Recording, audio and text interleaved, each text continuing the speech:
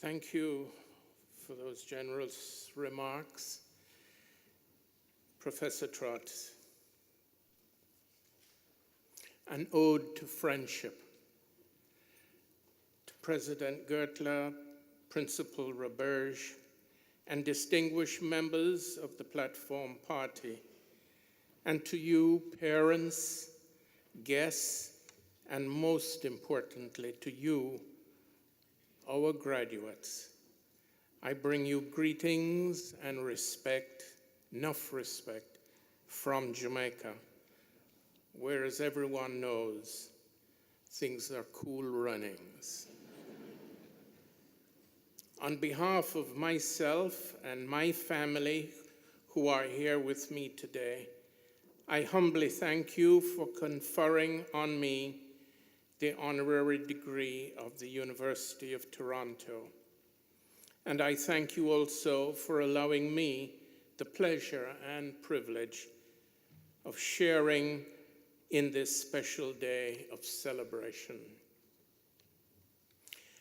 I graduated from this university 50 years ago, in June 1967. Little did I know then that I would one day return for a second degree. The difference this time around being that I had no coursework to take and no exams to sit.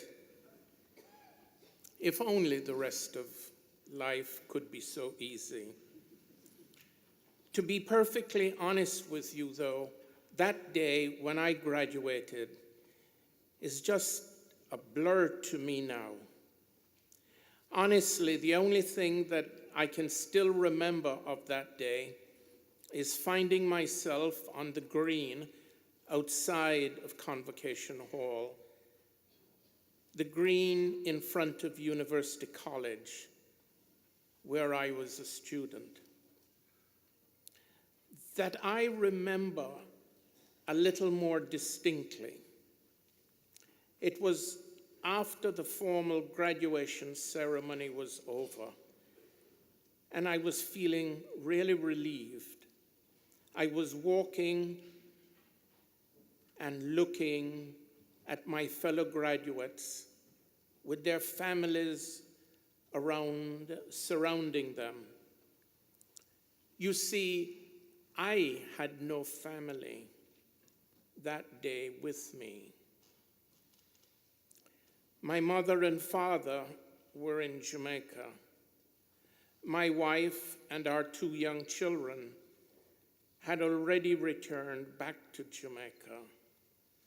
There were no relatives present. I don't recall receiving any cards nor any congratulatory phone calls. There were no friends that I can remember.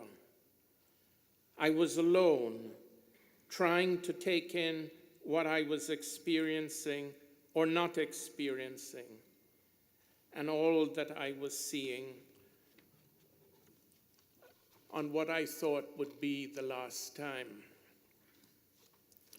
Today, as I think about that day, which I have found myself returning to because of today's event, what I realize is that in the Jamaica of 1967, the idea of graduation was not just not a big deal.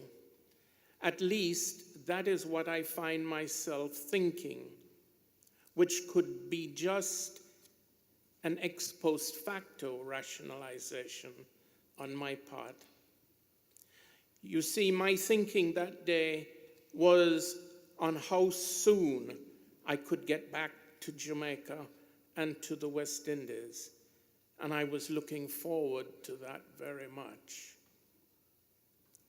So now you will understand why today feels and means so much to me, and why you're allowing me to share in this day does something that is so special. To have gone from my graduation in 1967, where I was left feeling totally alone. To have gone from that day and now to come to this day, where I feel the strength and the sincerity of your welcome here, to have had the many friends who have traveled long distances to be with us today.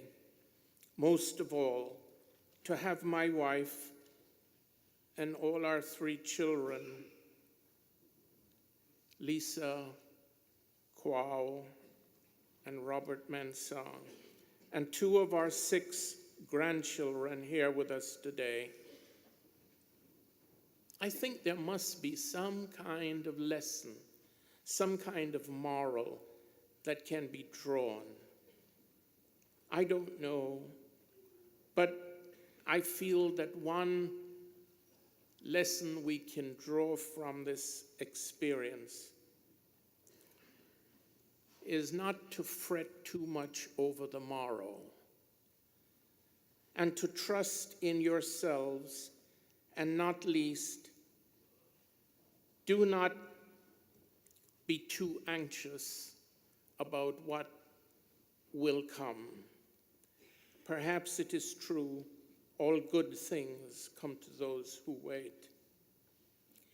I first heard of the University of Toronto from a fellow Jamaican back in the spring of 1963 in London.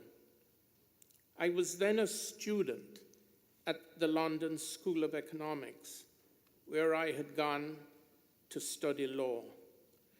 One evening, I found myself sitting in the coffee bar where I met a fellow Jamaican student.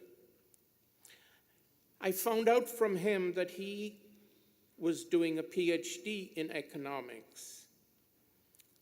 Our conversation got around to the subject of where he had done his undergraduate work. He told me that he had studied at the University of Toronto. I confess that up until that point, I didn't know there was a University of Toronto. I quizzed him further, as I was curious to learn more about the university. He told me about a professor who taught at the university. His name was Professor C.B. Macpherson. For those of you who do not know, Professor Macpherson was the author of what became a very famous book entitled The Political Theory of Possessive Individualism, from Hobbes to Locke. This book had appeared only the year before our conversation in the coffee bar. This book would go on to win Professor Macpherson the reputation as one of the 20th century's greatest political philosophers. Does the University of Toronto understand what Professor Macpherson means today and to the world? At this point, I feel obliged to ask that question. Also, is there a memorial of any kind on this campus to the extraordinary global significance of Professor Macpherson's achievement, and by extension, his significance to this university's international reputation and standing? As I listened that day and learned more about Professor Macpherson, I then and there decided that I would give up the study of law in order so that I could come to study at the University of Toronto with Professor Macpherson. In doing so, I became just one more West Indian in a long line of West Indian students stretching back over many decades who have come to Canada in search of a university education and for professional training. And they still continue to come. Many have stayed on in Canada and become eminent citizens and are today an organic part of Canadian society. When Professor Gertler telephoned me in Jamaica in early January to inform me that the university was proposing to confer on me an honorary degree, something strange happened, and I want to share it with you. After the telephone call ended, as I sat there and I tried to absorb the meaning of what he told me, a strange thing appeared in my mind's eye, came to me. Now, there is a well-known technique familiar to anyone who has ever participated or experienced psychotherapy. It is called free association. But as anyone knows who has ever tried to do it, it is far from easy.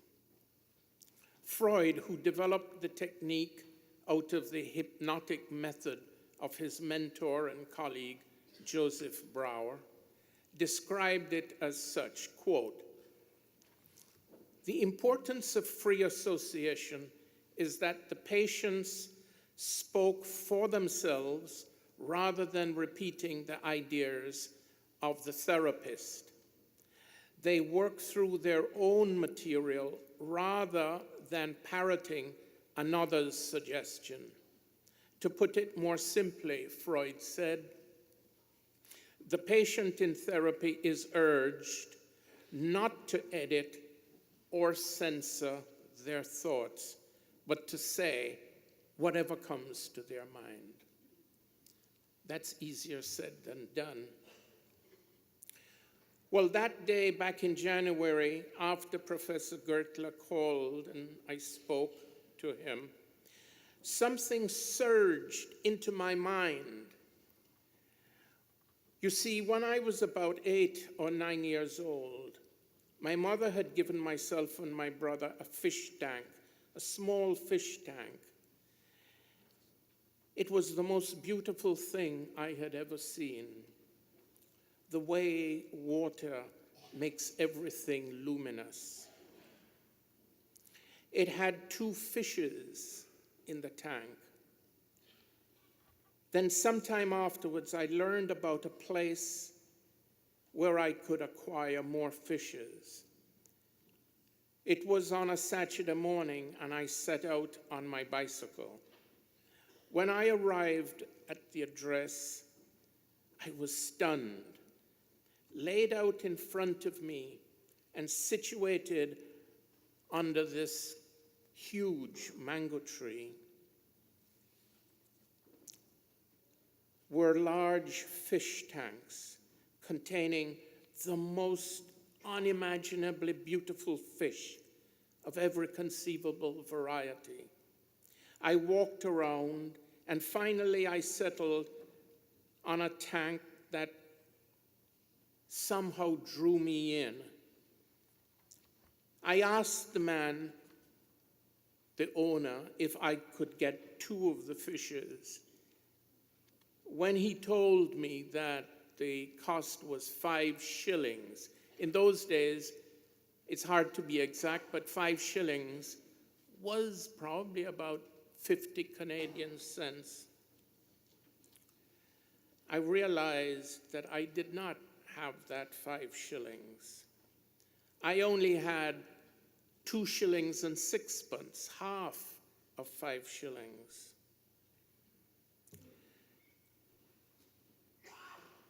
I was stumped. I wanted those fishes very badly. but the owner was in no mood to negotiate. I had to get on my bike, and I rode away thinking how beautiful were those fishes and how poor I was. At that moment, I felt crushed. When would I ever be able to buy fishes for my tank? Now, all in a flash, I was confronted by what was the first taste of desire. I was confronted with the truth of beauty that no words could describe.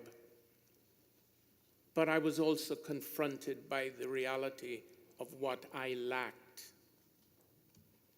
Hearing Professor Gertler's voice in January, the image of that boy on his bike leaving without the fishes came rushing back to me.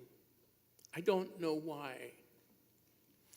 In the years since that day when I rode away empty-handed and feeling dejected, I have continued to strive toward beauty and to be able to possess beauty.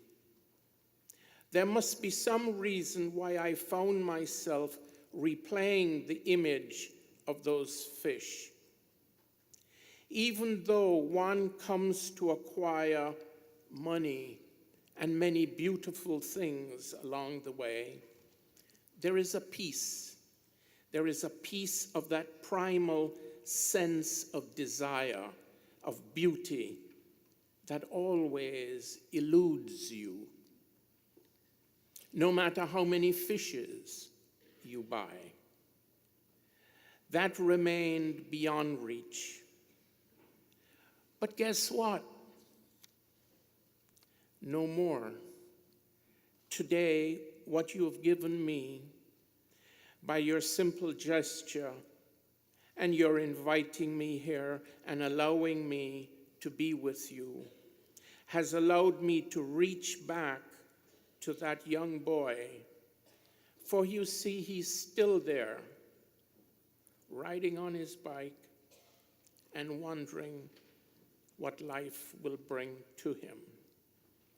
So, Professor Gertler, I thank you for shining your light into my life and into my past, and for bringing me back out into the world in a way that has made all the difference to me.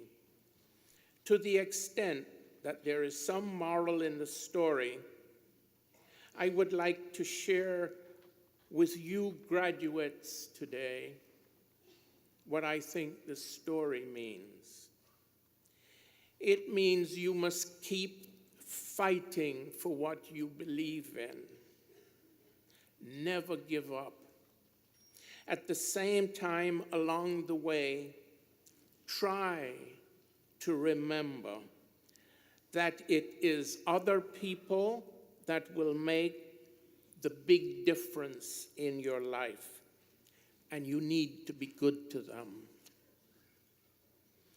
As I began to prepare for this day, I wrote to my half-sister in England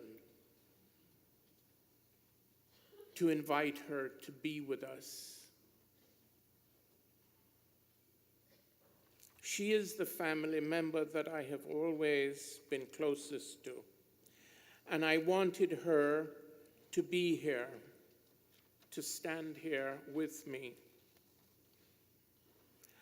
I knew that she wanted to be here too, but then she informed me that she would not come. She told me that some years back she had been declared persona non grata by Canada and had been deported. I couldn't believe what I was hearing and what she was telling me.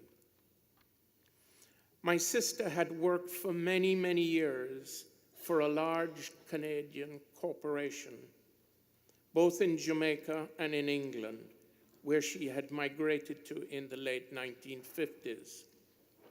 She decided she would come to Canada and apply for a job with this same Canadian corporation. When she arrived at the airport in Toronto, the immigration denied her entry and declared her persona non grata and deported her. How, one might ask, how could this happen? After all these years of keeping this story a secret, she finally divulged that she was denied entry to Canada because she was declared to be an Asian.